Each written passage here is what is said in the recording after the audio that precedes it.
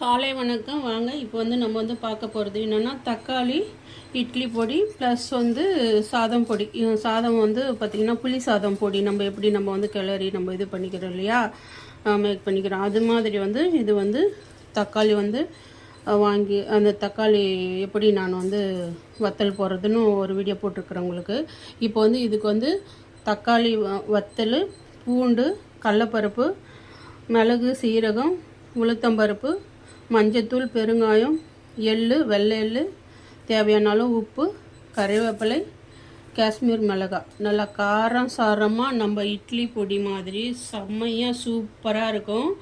இது வந்து நான் வந்து சேலுக்கு தான் வந்து பண்ணுறேன். இது வந்து சூப்பர் மார்க்கெட்டுக்கு கேட்டாங்க, நான் ரெடி பண்ணுறேன். நான் உங்களுக்கும் வேணும்னா இந்த நம்பருக்கு வந்து கால் பண்ணி வாங்கிக்கோங்க. செம்ம சூப்பராக இருக்கும் இந்த தக்காளி இட்லி பொடி. ப்ளஸ் தோசைக்கும் வச்சு இட்லி தோசைக்கு சாப்பிட்லாம். அதுக்கப்புறம் பார்த்திங்கன்னா சாதத்துக்கு மெயினாக செம்மையாக இருக்கும், காரம் சாரமாக சூப்பராக இருக்கும்.